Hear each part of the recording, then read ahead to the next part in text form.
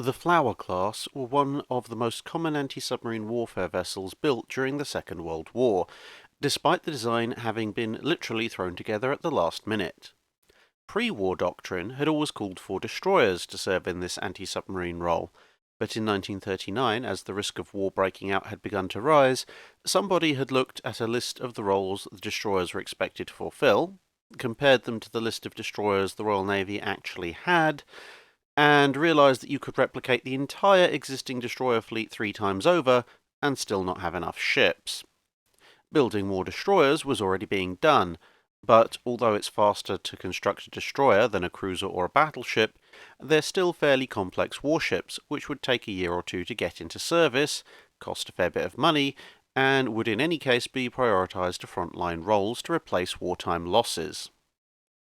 So what was needed was something that was fast enough to keep up with convoys, which wasn't a great stretch considering most merchant ships were hardly greyhounds of the sea, but could also carry a useful anti-submarine warfare loadout, and could be built quickly and cheaply.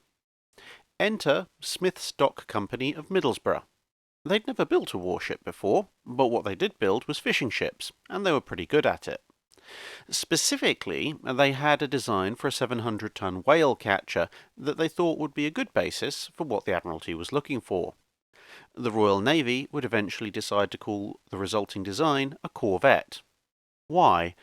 Well, simply put, it was smaller than a destroyer, and they had a whole range of different ships in the pipeline that fit that category. So it was becoming increasingly apparent that the existing catch-all designation of sloop was hopelessly broad. The designation of corvette had no relationship to previous uses of the term, which had been in the mid-19th century. Likewise, frigate was applied to other designs that were simply bigger than a corvette, but smaller than a destroyer. Anyway, using small commercial yards, the Flower class began to appear in their dozens, and then in their hundreds. Coming in initially at a displacement of just under 1,000 tons, their weapons consisted of a single 4-inch gun, a couple of 50 caliber machine guns, a couple of rifle caliber Lewis machine guns, a pair of depth charge launchers, and 2 depth charge rails with a total of 40 depth charges. They were initially supposed to mount some pom-pom 40mm cannon, but the machine guns were a far more common outfit, as the pom-poms were in high demand for full-scale warships. They would also be equipped with basic radar and sonar systems, with a few, mostly for the Canadian Navy, also having minesweeping gear added, although this was rapidly removed when operations showed it really wasn't needed. Using a single old-school vertical triple expansion engine producing just under 3,000 horsepower, they were fairly slow at just 16 knots, although this still made them faster than most merchantmen and any submerged submarine of the time. Ships would be ordered for the Royal Navy, the Royal Canadian Navy, and the French Marine Nationale, but wartime transfers and the arrival of a number of trained crews from navies whose countries had been occupied would mean that these ships would serve in wartime service with the U.S. Navy, the Free French Naval Forces, and the exiled forces of the Royal Netherlands, Norwegian, Hellenic, Belgian, and Yugoslav navies, along with the Royal Indian Navy and the Royal New Zealand Navy, and immediately post-war, the South African Navy. A few of the Marine Nationale ships were being built in France, and some of these were captured part built by the Germans and would be completed into Kriegsmarine service as the PA class patrol ships, so technically they actually served on both sides of the war. Of course, as the Flower class, the ships in British service were all named after various species of flower. Some other navies would follow their own conventions. For example, most Canadian vessels were named after various towns. But the US Navy stands out as especially hilarious, since they renamed their ships to the Action class. So you had ships like USS Fury, USS Impulse, USS Surprise, and USS Tenacity.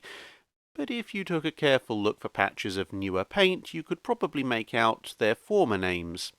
Ships like Begonia, Veronica, Hibiscus, and Periwinkle. And yes, somebody working through Kew Gardens' big book of plants did try to sneak in an HMS Pansy. Unfortunately for us, somebody else caught on, and it was renamed as HMS Heartsease before it was launched. As the war progressed, a number of improvements were identified, and later Flower-class vessels would sport a number of changes as a result of this. The most obvious was extending the forecastle from the previous layout, which was much akin to Royal Navy destroyers, to a much longer layout that went all the way back to the funnel with the forecastle.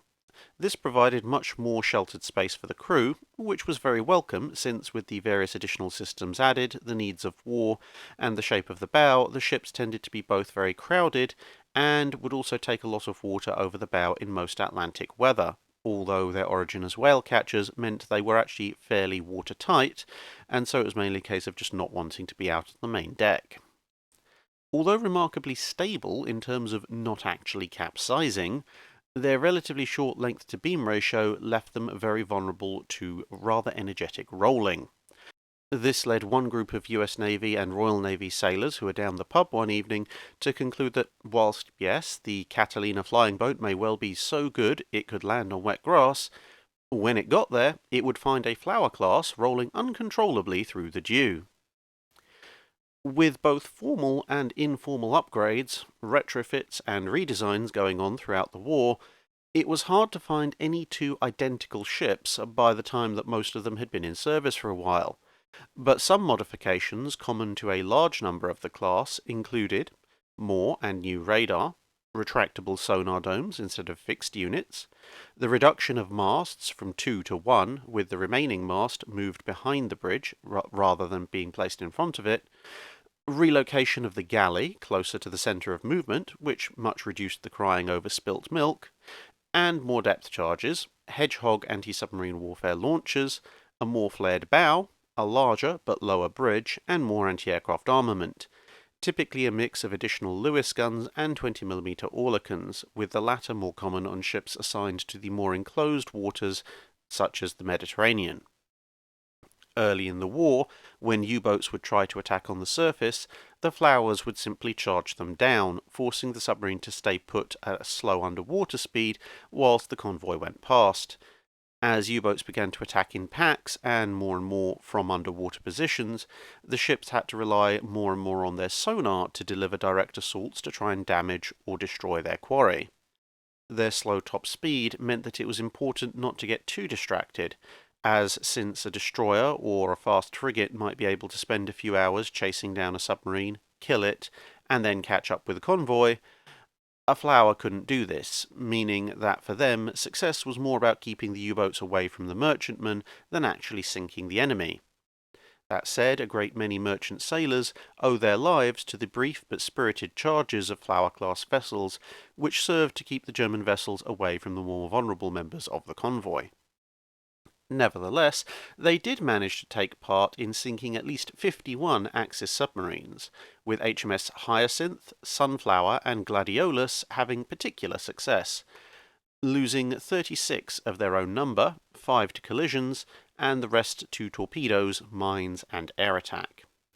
A total of 294 ships would be completed before the design was replaced in production by more advanced examples such as the Castle class. After the war, with so many ships available and so many newer designs in service, a number would be sold on to Argentina, Chile, the Dominican Republic, Greece, India, the Republic of Ireland, South Africa, and Venezuela, where they would actually continue to serve for several more decades. Many more were sold into commercial use, given their commercial origins, with their weapons removed, over 100 ending up in such service. One example of the class, HMCS Sackville, survives in Canada after spending over 3 decades as a research vessel before being restored to her World War II appearance and being moored as a museum ship in Halifax. That's it for this video. Thanks for watching. If you have a comment or suggestion for a ship to review, let us know in the comments below. Don't forget to comment on the pinned post for dry dock questions.